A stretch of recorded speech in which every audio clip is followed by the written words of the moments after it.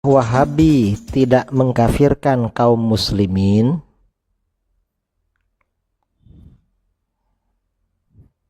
Orang Wahabi berkata, kami tidak mengkafirkan kaum muslimin. Mana buktinya bahwa kami mengkafirkan kaum muslimin? Ini buktinya bahwa kaum Wahabi benar-benar mengkafirkan kaum muslimin di luar golongannya. Dan bukti-bukti ini terdapat di dalam kitab-kitab yang ditulis oleh para ulama Wahabi dan mereka terbitkan sendiri. Menurut Wahabi, pengikut tarekat Sufi lebih kafir daripada orang-orang Yahudi dan Majusi.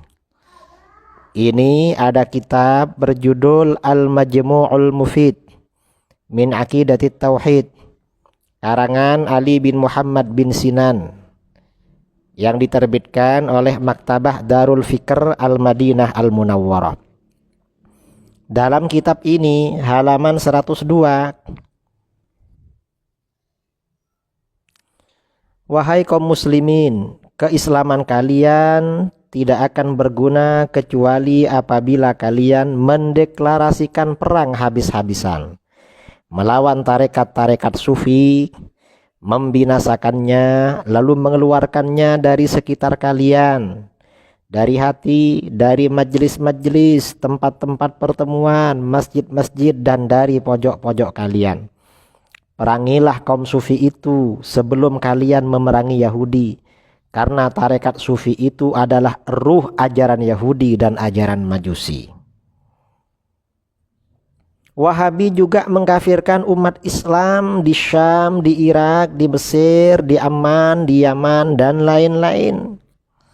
Dalam kitab Fathul Majid, Syarah Kitab Tauhid, karangan Abdurrahman bin Hasan Al-Syekh. Dalam kitab ini disebutkan bahwa Wahabi mengkafirkan penduduk Mesir dengan menyembah Al-Badawi, penduduk Irak dan Amman dengan menyembah Abdul Qadir Al-Jailani, penduduk Syam dengan menyembah Ibnu Arabi, dan lain-lain. Tentu itu adalah kedustaan orang-orang Wahabi. Wahabi juga mengkafirkan pengikut mazhab 4. Dalam kitab Ad-Dinul Khalis, karangan ulama Wahabi dari India, Muhammad Siddiq Hasan Al-Kinnauji Al-Bukhari, pada juz 1. Dalam kitab ini juz 1 diterangkan halaman 140 bahwa taklid kepada mazhab-mazhab yang ada itu termasuk syirik. Ini berarti mensyirikkan, mengkafirkan umat Islam yang taklid kepada mazhab 4. Wahabi juga mengkafirkan para ulama fuqaha, para ulama ahli fikih, dan para pelajar fikih. Dalam kitab Ad-Durarus Saniyah yang tebalnya 12 jilid, kitab ini merupakan himpunan tulisan-tulisan pendiri Wahabi dan ulama-ulama periode awal Wahabi. Dalam kitab Ad-Durarus Saniyah ini, pendiri Wahabi berkata, ilmu fikih itu ilmu syirik. Para ulama ahli fikih itu adalah setan-setan, manusia, dan jin. Ilmu fikih harus ditinggalkan. Ini Ad-Durarus Saniyah juz 2 halaman 59. Wahabi mengkafirkan dirinya sendiri, mengkafirkan guru-gurunya dan seluruh umat Islam. Dalam kitab Ad-Durarus Saniyah, pendiri Wahabi berkata bahwa sebelum membuat ajaran baru, ia sendiri tidak mengerti makna kalimat tauhid, makna kalimat la ilaha illallah Muhammadur Rasulullah, dan tidak mengerti Islam. Artinya dia belum Islam, masih kafir. Lalu kata dia, guru-gurunya tidak mengerti. Guru-gurunya juga tidak mengerti makna la ilaha illallah Muhammadur Rasulullah dan tidak mengerti Islam. Artinya guru-gurunya itu kafir karena tidak mengerti la ilaha illallah Muhammadur Rasulullah. Bahkan seluruh ulama selain dirinya juga tidak mengerti hal tersebut. Ini diterangkan di dalam kitab Ad-Durarus Saniyah juz 10 halaman 51. Ini artinya apa? Wahabi itu sejak pendirinya adalah orang-orang yang takabur, orang-orang yang sombong, merasa dirinya Islam, mengerti makna kalimat tauhid la ilaha illallah Muhammadur Rasulullah, dan menganggap orang-orang di luar dirinya tidak mengerti agama. Ini orang-orang Wahabi. Karenanya jangan heran kalau Anda menjumpai orang-orang Wahabi mengkafirkan gurunya, memusuhi orang tuanya, mengkafirkan keluarganya. Itu memang ajaran dari guru-guru mereka. Saudara-saudara, hati-hati dengan Wahabi.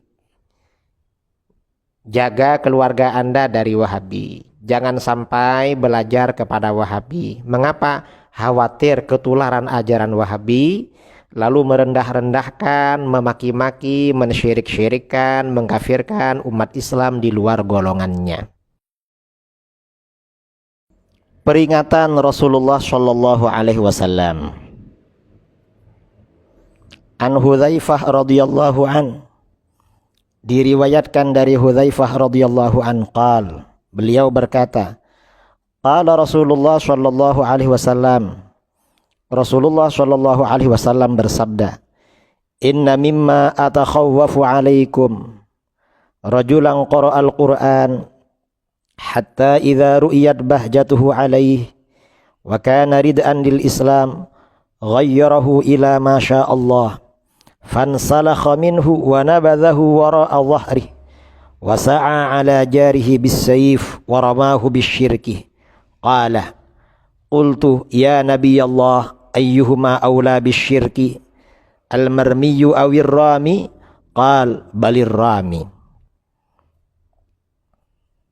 Sesungguhnya sesuatu yang aku takutkan atas kalian adalah seorang laki-laki yang membaca Al-Quran, sehingga setelah ia kelihatan indah karena Al-Quran dan menjadi penolong agama Islam, ia merubahnya pada apa yang telah menjadi kehendak Allah.